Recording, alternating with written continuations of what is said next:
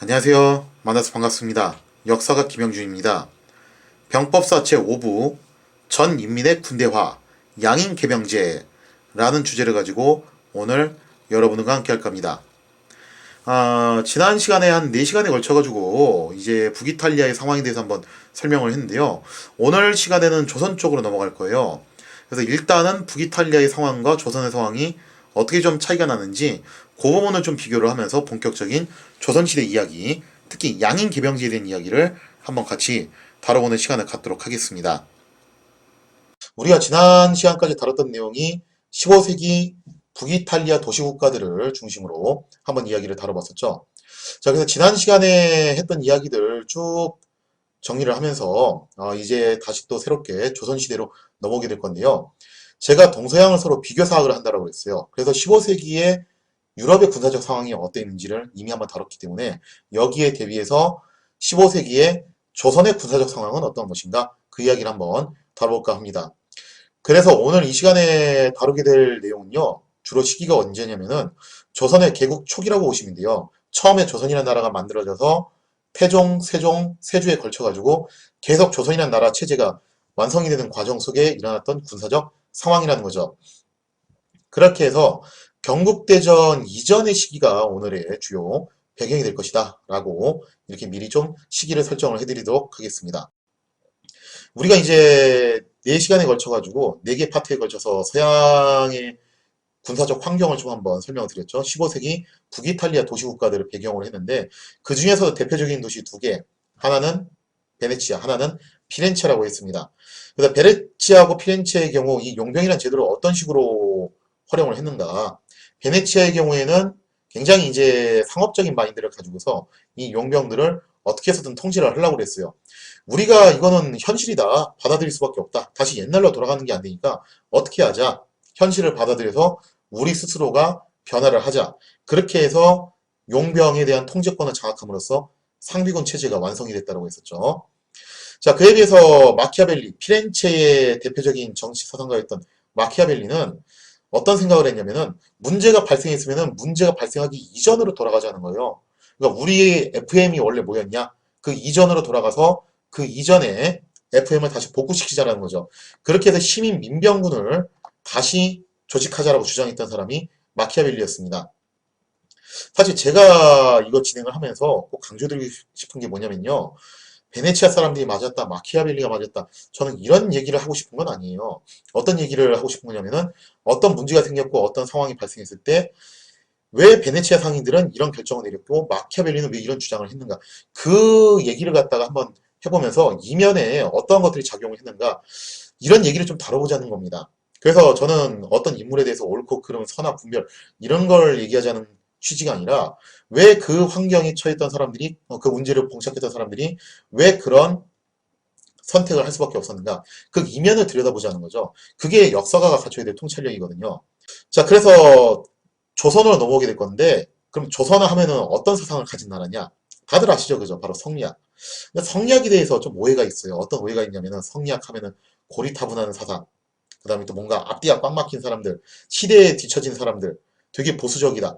그런 사고방식들이 꽤 많이 있는데, 그런 관념들, 고정관념들이 많이 있는데, 사실요, 합리적이냐, 현실적이냐, 실용적이냐는 건요, 그거는 시대가 흐르면 바뀌게 돼 있어요. 무슨 얘기냐면은, 지금은 우리가 되게 합리적이고, 되게 현실적이고, 실용적이라고 생각하는 게 있어요. 근데 시대가 흐르다 보면은, 그게 또 아닌 경우가 생길 수 있다는 거죠. 자, 보면 그래요. 당시로서는 기술적인 문제로 인해서 그게 최선의 선택일 수도 있습니다. 나중에 시대가 흐르면서 기술과 경험, 지식이 축적이 돼가지고 노하우가 생기는 거죠. 그러면서 깨달음 오는 거예요. 왜 이렇게 해야 되지? 좀 바꿔보면 되지 않을까? 그러면서 바뀐 다음에 봤을 때 앞전 세대로 보면은 되게 비합리적으로 보이고 굉장히 실용적이지 않고 뭔가 그렇게 보일 수밖에 없다라는 거예요. 자, 그래서 성리학이라는 것도요, 나중에 조선이라는 나라가 몰락해 갔을 때, 그때 가서 굉장히 비합리적이고, 비현실적이고, 아주 실용성 떨어지고, 그런 학문으로 굴러떨어진 거지, 처음부터 그랬던 건 아니라는 겁니다. 처음에는 상당히 합리적이고, 현실적인 학문이었다는 거예요. 자, 그래서 조선시대 성리학자들이 추구했던 군사 사상이 무엇이냐라고 했을 때, 조선의 성리학자들이 추구했던 군사 사상은 크게 두 가지입니다. 하나는 병농일치, 그리고 하나는 군국합일이에요. 자, 군국합일에 대해서는 다음 시간에 설명을 하도록 하고, 오늘은 병농일치에 대해서 한번 설명을 할 건데요. 일단 성리학자들이 가장 이상적으로 생각했던 시대가 어디였냐를 파악해 볼 필요가 있겠죠. 제가 지난 시간에 그 얘기 한번 드렸어요. 르네상스 시대의 인문주의자들은 가장 이상적인 시대를 어디로 생각했다? 바로 고대 로마 제국을 생각했다고 했습니다. 정확히는 로마 제국이라기보다는 로마 공화정을 좀 많이 생각을 했어요. 마키아벨리도 그래서 로마서 농구를 통해서 로마 공화정 시대를 굉장히 많이 그리워했다라고 했었죠. 그러니까 각각의 그 이상 시대가 있는데, 그런 성리학 체제에서 가장 이상적으로 생각하는 그런 태평성대가 언제였냐? 바로 요순시대 라고 말을 하고 싶은데, 근데 이거 성리학자들도 알긴 알아요. 요순시대가 정말로 존재했던 시대냐 했을 때 좀 의문을 많이 가질 수밖에 없는 시대라는 거죠. 너무 먼 시대의 이야기고 좀 내용도 약간 좀 판타지스럽다라는 거예요. 그래서 현실적으로 봤을 때 가장 이상적인 시대를 어디로 보고 있었냐면은 바로 고대 주왕조 시대로 보고 있었습니다. 그 시대야말로 가장 완벽한 이상적인 시대였다라고 본다라는 거죠. 그래서 마치 르네상스 시기 때 인문주의자들이 로마 공화정을 그리했던 것처럼 똑같아요. 되게 보면은 시대적인 트렌드가 그렇게 흘러가고 있다는 거죠. 옛날을 그리워한다는 겁니다. 중세에서 벗어나서 근세로 넘어오는 구간에 일어나는 특징 중 하나가 뭐냐면은 고대 시대를 그리워하면서 고대 시대의 제도와 그런 지식들을 가지고 온다는 거예요. 물론 그걸 가지고 와서 적용을 시킬 때 이 사람들도 바보는 아니니까 현실에 맞춰서 좀 이제 바꾸고 응용하는 그런 거는 있다라는 거죠. 당연히. 그래서 고대 주 왕조의 체제를 가장 이상적으로 생각했기 때문에 고대 주 왕조의 그런 정치 체제를 기록한 주례라는 책을 기본적으로 지침서로 삼아가지고 여러 가지 시스템들을 구축을 하게 됩니다. 물론 그걸 그대로 한 건 아니었고 거기에 있는 내용을 현실에 맞게 업그레이드 시켜가지고 발전시켜서 적용을 했다는 거죠. 그러면서 알게 모르게 뭐 고려시대 때 썼던 제도들, 옛날에 뭐 삼국시대 썼던 제도들 다 참작을 해가지고 하는 거예요. 진짜 그것만 가지고 했던 건 아니었고. 그렇기 때문에 르네상스에 대해서 이야기할 때 제가 뭐 나중에 또 한번 설명을 드리겠지만, 르네상스 시대를 근대 시대로 보지 않고서 오히려 중세의 전성기로 보시는 학자들도 계세요. 서양의 학자들 가운데서도. 이 얘기는 좀 나중에 따로 설명을 해드리겠습니다. 자, 그렇게 해서 병농일치라는 체제를 따오게 되는데, 주왕조의 기본적인 체제는 그거예요. 당시에는 농업사회다 보니까 모든 국민은 다 농업에 종사하는 겁니다. 그리고 농업에 종사하는 국민이 그 생산력을 기반으로 삶을 영위하고 국가를 위해서 군사적 복무를 하는, 즉 군인과 농민이 하나로 일치되어 있는 그런 사회를 가장 이상적인 사회로 봤다라는 겁니다. 이게 그렇게까지 이상한 얘기는 아닌 게, 농업사회는 뭐 어쩔 수가 없어요. 그래서 농사꾼들이 당연히 군인이 될 수밖에 없고, 그렇기 때문에 고대에 사용했던 백병전에 썼던 무기들은요, 농기국에서 파생된 무기들이 정말 많아요. 그런 것들 보면은. 자, 아무튼 이런 관념 하에 병농일치라는 체제를 선택을 하게 되었고, 조선이라는 나라도 기본적으로 중농주의 국가였습니다. 농업을 가장 제일 여겼다는 거죠. 그래서 중농주의 국가답게 병농일치 체제를 사용을 했다는 겁니다. 그래서 모든 국민을 농업화시키고 그 농업화된 생산력을 기반으로 군인으로 복무를 시킨다. 이것이 기본적인 관념이었다는 거예요. 그래서 뭐 100%다 농업에 종사했던 건 아니지만 가능하면 농업에 종사하도록 그렇게 유도를 했다라는 거죠. 자, 그렇게 해서 조선시대에는요, 모든 농민들이 군사적 복무를 하는 징병제 시스템을 갖게 됐는데, 자, 여기서 당시 조선시대에 썼던 징병제 시스템은 양인 개병제라고 부르죠. 그래서 모든 양인은 군대에 들어가서 군인이 돼야 된다라는 개념인데, 이거를 현대의 징병제, 즉 국민 개병제하고 똑같이 생각하시면 안 됩니다. 그거하고는 좀 경우가 달랐어요. 왜 달랐냐면은 이때하고 지금하고 차이점이 뭐냐면은, 첫째, 신분제 사회였다는 거. 그래서 지금은 신분제가 법적으로 없기 때문에 뭐 금수저, 흑수저 뭐 이런 말은 있지만 법적으로 있는 건 아니잖아요. 그게 그죠? 그래서 법적으로 신분제가 없기 때문에 모든 국민은 평등한 존재죠. 그래서 다 공평하게 군사적 복무를 한다면은 신분제 사회다 보니까 신분에 따라서 차등 있게 한다는 거죠. 그 다음에 두 번째, 이 시대에는 무기와 갑옷을 자기 돈으로 사서 가야 되는 시대였어요. 이거는 우리나라만 그랬던 게 아니라 서양도 마찬가지였습니다. 그래서 북이탈리아 도시국가들의 시민 민병대가 결국 효율성이 없어지고 해체됐던 이유 중 하나가 뭐였냐면은, 무기를 자꾸 사비로 사가야 된다는 점 때문에 사람들이 또 불만이 찾고, 그것 때문에 이제 또 군대를 기피하는 현상이 일어났었다. 그런 이야기도 있었었죠. 조선도 마찬가지 체제였는데 모든 무기와 갑옷을 사가야 됐습니다. 이게 뭘 의미하는 거냐면은, 군사적 복무를요, 경제력에 기반해서 한다는 거예요. 이게 현대의 징병제하고 가장 큰 차이예요. 자, 관련된 내용을 한번 사료를 통해서 같이 살펴보도록 하겠습니다. 전라도 도 절제사가 계하기를 도내의 각색 군정은 군기와 옷, 갑옷을 모두 사사로 장만하는데, 즉 자비로 마련을 해야 된다는 거예요. 홀로 갑사와 별패는 사사로 준비하지 않고 상번할 때 군기감에서 받습니다. 하번하여 시골에 있을 때 국경에 경보가 있으면 맨손으로 전장에 나갈 것이 뻔합니다. 전일에 동으로 대마도로 정벌할 때에도 각색 군사는 모두 사사로 군장을 준비하였는데 유독 갑사와 별패 등은 선군의 것을 빼앗아 갔으니 실로 미편합니다. 그러니까 이 사료의 내용을 보면은 원래 원칙은 자비로 마련하는 것이고 대부분의 군인들이 다 그렇게 하고 있다는 거예요. 근데 갑사와 별패 같은 그런 특수 병종들이 자비로 마련하지 않고 군기감에서 이제 이거를 받거나 혹은 다른 부대 거를 갖다가 빼앗가지고 쓰는 경우도 있다라는 거죠.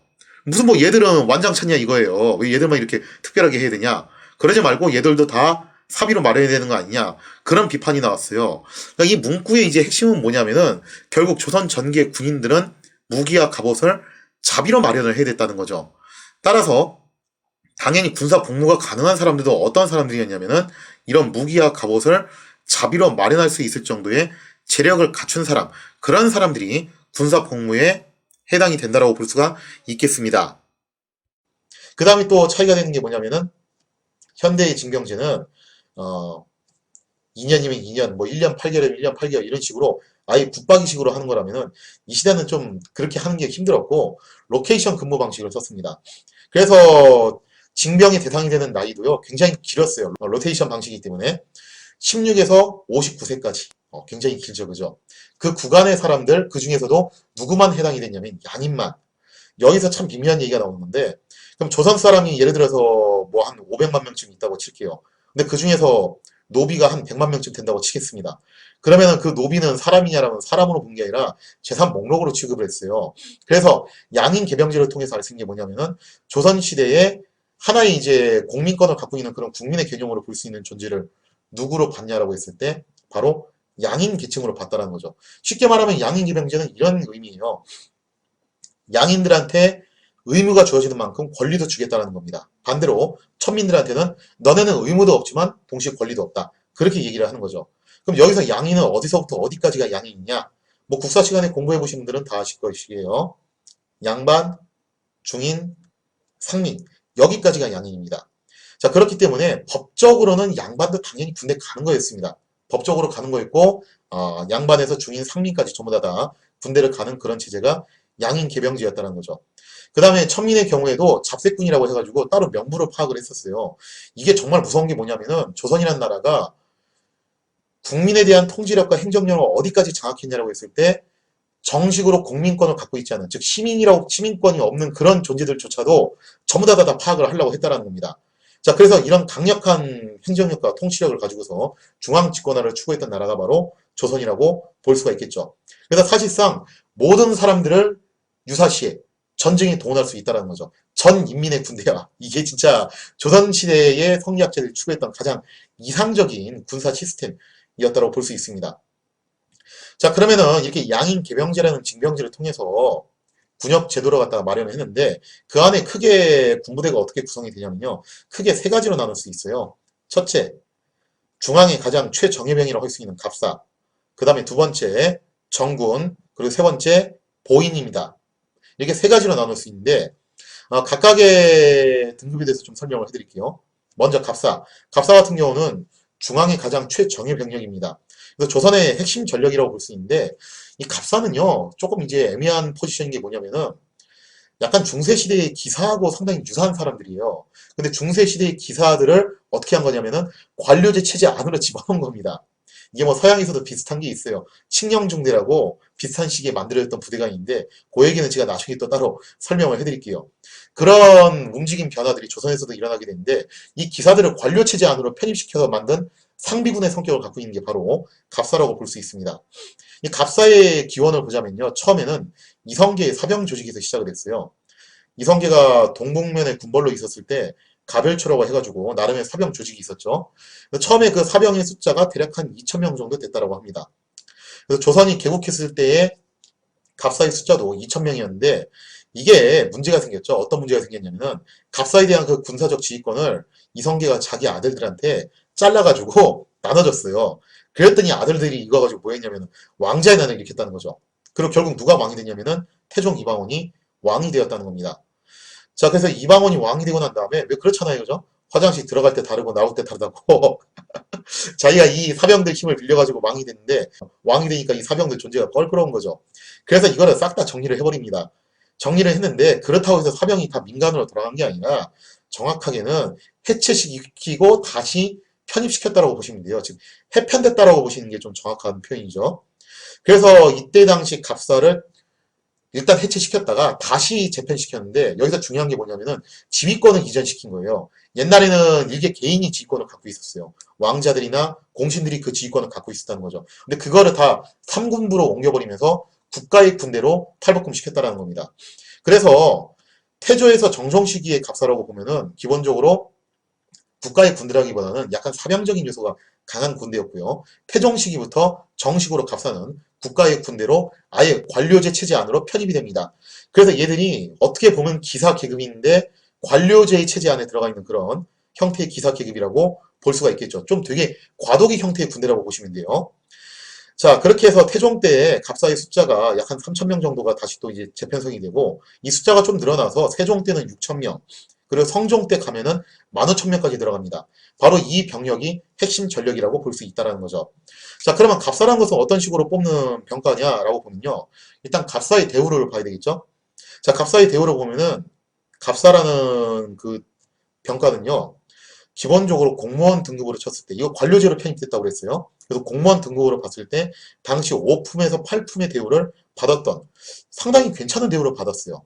그러다 보니까 과전법에 의해서 과전도 받았습니다. 그래서 토지를 20개에서 43개까지 등급에 따라서 그렇게 받았는데, 여기서 토지를 받았다는 것은 당연히 수조권을 받았다는 얘기죠. 그러면은 갑사라는 것은요, 나름 지위와 신분이 있는 그런 자리이고, 무엇보다도 왕의 측근에서 에스코트를 할 수 있는 그런 병종이라는 거예요.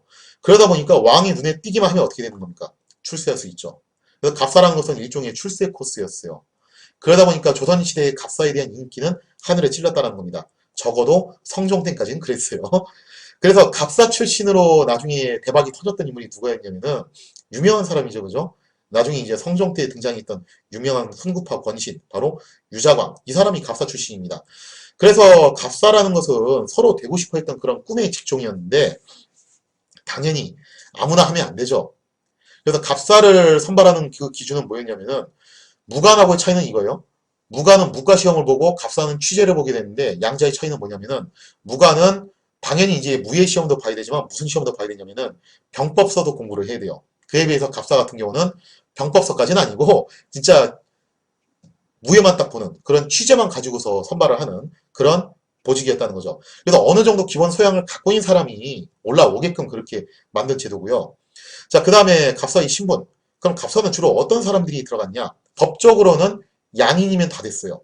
그러니까 상민도 갑사가 될 수 있었는데 그건 법적으로 그렇다는 거고 실제적으로는 한계가 있었습니다. 그 한계가 뭐가 있었냐? 태종 때 이런 얘기가 나와요. 뭐라고 그러냐면은 갑사에 자꾸 그 쌍것들이 들어온다. 그거 좀 보기 안 좋다. 그래서 어떤 얘기가 나오냐면은 4대조 조상을 다 조사를 해가지고 4대조 조상 내에 상인 출신이나 공인 출신이나 그 다음에 천인 출신이 껴있으면 그 사람들을 다 탈락시키자. 라는 그런 법을 발의를 해요. 사원부에서 그런 얘기를 하는데 의정부에서 이걸 커트를 합니다. 왜 커트하냐면은 아니 법적으로 양인은 다 하게 돼 있는데 그거 차별 아니야 그렇게 되면은 그건 법을 위반하는 그런 법이기 때문에 요즘으로 치면 위헌이죠. 그러니까 그거 안 된다 해가지고 결국 커트를 했어요. 커트를 했는데 그 이후에 알게 모르게 그러니까 법적으로는 이제 언제도 커트를 해버렸는데 알게 모르게 4대 조상을 좀 조사를 해요. 신분을 조사해가지고 좀 문제가 있을 것 같다는 사람들을 약간은 좀 걸르기는 해요. 그러니까 상민이 갑사가 될 수 없다는 건 아니에요. 하지만 갑사가 되기가 좀 어렵다는 얘기죠. 실제로 이거를 어떤 식으로 좀 이제 응용을 해서 적용을 시켰냐면요. 갑사는 취재라는 시험을 통해서 선발을 한다고 그랬었죠. 당연히 시험 감독관이 있습니다. 그 시험 감독관을 보거라고 불러요. 보거. 지킬 보자에다 뽑을 거자 해가지고 보거라고 얘기를 하는데 이 보거라는 시험 감독관이 연대책임을 묻게 돼 있습니다. 만약에 어떤 갑사를 선발을 했는데 그 갑사가 문제를 일으켰다. 혹은 문제되는 과거 행적이 발견이 됐다. 그러면은 그 감독관도 같이 처벌을 받는다는 거예요. 그렇게 연대책임을 받기 때문에 아무래도 이 감독관들이 취재를 해가지고 갑사들을 선발할 때 볼 수밖에 없어요. 4대조 조상이 모인 사람인지를 갖다가. 그래서 4대조 조상이 너무 신분이 안 좋거나 혹은 좀 사고친 전력이 있거나 그러면은 거기서 일단 걸러버린다는 거죠. 그래서 법적으로는 양인들 다 지원이 가능했지만 신분제적으로는 좀 어느 정도 거르고서 올라왔다는 겁니다. 이거 가지고 뭐라고 하면 안 되는 게 그건 서양도 똑같아요. 서양도 신분이 있는 그런 친위대라든가 중장 기병들은 평민 출신 올라가기가 거의 불가능합니다. 아예 거기는 뭐 법적으로 막은 나라도 많이 있어요, 그냥. 그래서 이건 나중에 제가 따로 설명을 해드리겠지만 서양이라고 해서 이건 좀 다른 게 없었어요. 그때는 동서양을 막론하고 그렇게 중장 기병에 해당하는 직위들은 굉장히 그런 신분제적인 요소들의 영향을 많이 받았다는 걸 일단 알아두시고 자, 그 다음에 또 두 번째로 중요한 게 뭐냐면은 제가 조선시대 군대의 특징 무기와 갑옷을 자기 자비로 마련을 해야 된다고 그랬죠.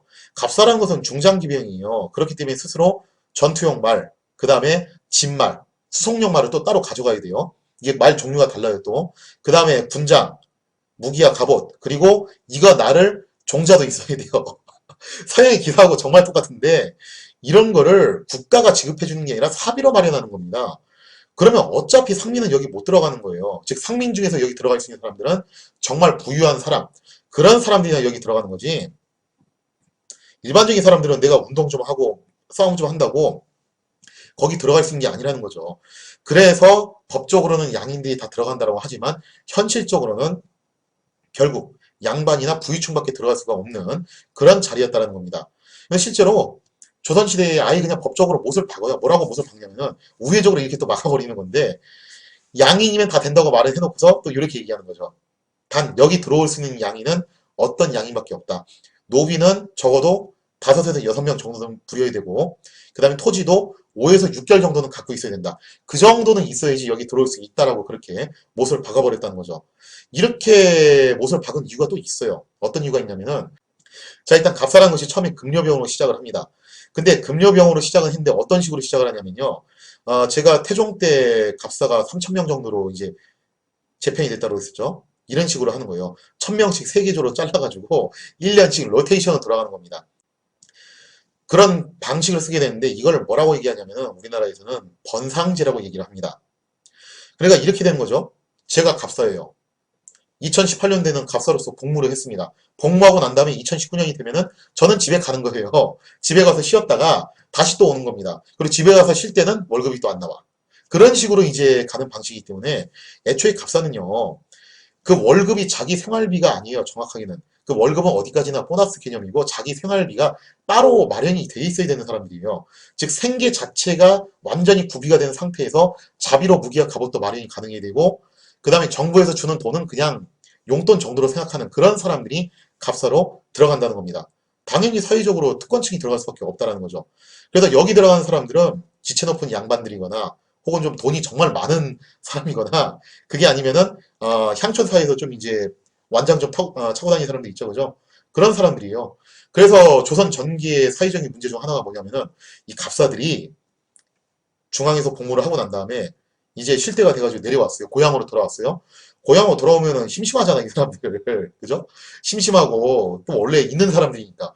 와가지고 완장 타고 차고 돌아다니면서 그렇게 막 횡포 부리고 그런 경우가 또 많았대요.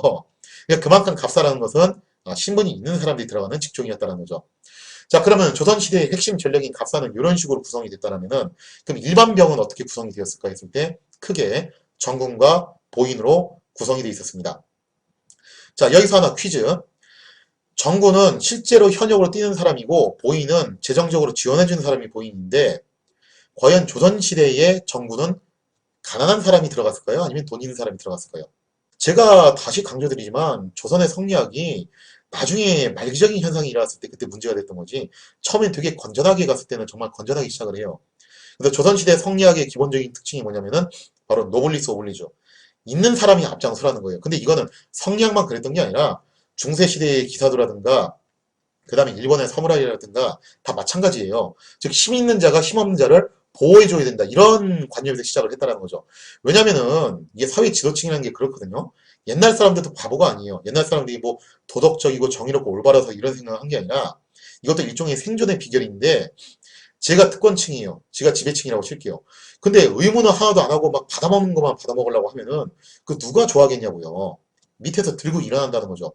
저 악덕, 그죠? 저 갈아엎자, 끌어내리자. 결국 그렇게 해서 폭발한 게 프랑스 대혁명 아닙니까? 그런데 사회 지도층이 자신들의 특권을 유지하는 비결 중 하나가 뭐냐면은 니들이 안 하는 거 내가 솔선수범해서 하고 있다. 그러니까 니들은 나를 따라야 된다. 나를 존경해야 되지 않겠냐. 바로 이런 거라는 거죠. 그래서 서양의 기사들도 자신의 무력을 가지고서 자기 영지민을 지켜준다라는 그런 관념으로 시작한 게 기사입니다. 사무라이들도 똑같았어요. 그래서 사무라이들도 처음에는 농민들 안 건드려요. 그러다 나중에 이게 좀 말기적인 증상이 나타나면은 막장화가 돼가지고 막 공격하고 건드리기 시작하죠. 그러면서 기사라는 신문도 무너지기 시작하고 사무라이라는 신문도 흔들리기 시작하고 조선의 선비 계층도 마찬가지입니다. 그러면서 양반 계층이 동요가 일어나게 됐던 것도 의무는 하지 않고 막 권리만 생각했을 때 그럴 때 허물어지기 시작한다는 거예요. 자, 근데 건국 초기에는 이 노블리스 오브리주 정신이 상당히 많이 남아 있었기 때문에 있는 사람이 앞장서야 는 그런 관념이 있었어요. 그래서 돈이 있는 사람이 현역으로 들어가고 없는 사람이 보인으로 가는 거예요. 정말 돈이 많은 사람들은 정군으로 들어가되 병과로 어느 쪽으로 들어가냐면은 기병으로 들어가요. 왜냐면은 다시 설명드리지만 자기 무기하고 갑옷을 자기 돈으로 해야 된다니까 그를 그죠? 그러다 보니까 군말을 살 수 있는 재력을 갖고 있는 사람 아주 부자일 수밖에 없죠. 그래서 부자들은 어디로 들어가는 거냐면은 전부 기병으로 들어가는 겁니다. 정군 중에서도. 그 다음에 조금 덜 부자인 사람 있죠, 그죠? 그런 사람은 어디로 들어가는 거냐면은 보병으로 들어가는 거예요. 근데 이것도 만만치 않은 게 어쨌든 자기 갑옷하고 무기를 사비로 마련해야 되니까 이것도 만만치 않은 거예요. 그 다음에 세 번째로 돈이 좀 적은 사람들, 그런 사람들이 보인으로 들어가가지고 한 두세 명이 조를 짜가지고 정군 한 명을 지원해주는 그런 시스템을 갖고 있습니다. 그 다음에 네 번째로 돈이 정말 없는 사람 있죠, 그죠? 땡전 한푼 없는 사람. 그런 사람들은 아예 병영에서 제외를 시켜버려요. 왜 그러냐면은 얘들한테 군역을 지어버리면 얘들은 도망갈 확률이 높은 애들이거든요. 의미가 없다라고 생각하는 거예요. 그래서 얘들은 아예 그냥 처음부터 군역에서 제외시키는 방법을 씁니다. 자, 그리고 이제 보이는 할당량도 달라요. 일반 보병의 경우에는 보통 뭐 2명, 그 다음에 또 기병의 경우에는 3명, 그런 식으로 할당을 해준다는 거죠. 왜냐? 기병은 그만큼 돈이 더 많이 드니까요. 자, 그런데 이 정군들이 어떤 식으로 군 생활을 했냐면요. 이것도 상비군은 상비군인데, 지금 같은 상비군은 아니고, 얘도 번상제 근무제 체제예요. 그래서 어떤 식으로 이제 가냐면요. 양인계병제에서 군역제를 일으켜준다고 그랬죠. 16세에서 59세까지. 그래서 16세에서 59세까지 내내 군대에 있는 게 아니라 이렇게 군대를 가는 겁니다. 정군들이. 자, 이 정군도 크게 두 가지로 나눌 수 있는데 하나는 번상정병. 이거는 이제 수도 한양을 지키는 그런 군대죠. 요즘으로 치자면 뭐 수도방위 사령부에 해당하는 거고 그 다음에 하나가 유방정병. 이 유방정병은 지역방위 부대예요. 자, 그런 식으로 나눠져 있는데 번상정병의 경우 이렇게 하는 겁니다. 총 8개의 조로 구성이 되어 있어요. 8개의 조가 2개월씩 돌아가면서 근무를 합니다. 그러면 총 16개월이 되는 거죠? 그럼 16개월을 어떤 식으로 근무를 하는 거냐면은 2달 가서 근무하고 14개월 쉬는 겁니다. 왜냐면은 지방에서 서울까지 올라와야 되니까 그 거리를 생각해가지고 근무 기간이 2개월이고 휴식 기간이 14개월이에요. 그런 식으로 계속 이제 돌아가면서 근무를 시키는 것이 바로 번상 정병이라는 거죠. 그러니까 이 번상정병 제도 같은 경우 보면은 이런 식으로 돌아가면서 이렇게 근무를 하기 때문에 예를 들어서 번상정병이 10만 명이 있다고 하면은 10만 명이 항상 있는 게 아니라 그 중에서 실제로 근무를 하는 것은 대략 한 뭐 한 15,000명 요 정도가 상시 근무하는 사람들이고 나머진 다 이제 지방에 내려와 있는 사람들이죠. 단 유사시에 동원령 때리면은 10만 명이 한꺼번에 다 모인다는 겁니다. 이게 조선이 갖고 있는 행정력의 수준이라는 거죠.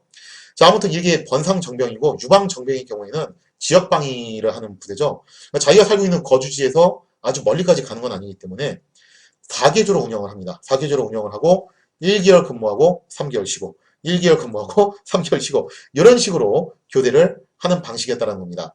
수군의 경우에는 양번제라고 해가지고 총 2계조가 근무를 하는데 6개월 근무하고 6개월 쉬고 6개월 근무하고 6개월 쉬고 이런 식으로 계속 돌아가는 그런 순환 근무 체제를 가지고 있었다는 거죠. 자, 그러면 16세에서 59세까지 이직거리를 해야 되기 때문에 엄밀히 말하면 정상적인 경제생활이 안 돼요. 이거는. 그렇기 때문에 정상적인 경제생활을 하지 않아도 돈이 있는 사람, 그죠? 그 정도의 돈이 있는 사람한테 현역의 의무를 시키는 겁니다. 그래서 노블리스 오블리주라는 그런 관념 때문에 이런 것들이 생기는 것도 있지만, 이렇게 있는 사람이 군대 가는 것도 있지만, 또 하나 이유가 뭐냐면은 이런 경제적인 부분도 이때 당시 굉장히 중요했다는 겁니다. 말 그대로 이런 방식을 통해서 전 인민에 대한 통제력을 확실하게 확보하고 그 전 인민을 다 뭘로 만들었다. 군대화시키는 그런 시스템을 가졌던 것이 양인 개병제라고 볼 수 있습니다. 이게 바로 성리학자들이 추구했던 가장 이상적인 군역 체제였던 병농일치였다는 거죠. 자, 그러면은 제가 처음 시작할 때 설명드렸어요. 조선시대 성리학자들이 생각했던 가장 이상적인 군사적 사상 두 가지. 하나가 병농일치, 그리고 하나가 뭐였다? 바로 군국합일이었다는 거죠. 과연 군국합일이라는 것은 어떤 시스템인가? 자, 다음 시간에는요, 제6부 조선시대의 국방 시스템의 한 축을 구성했던 진관체제에 대한 이야기를 한번 다뤄보도록 하겠습니다.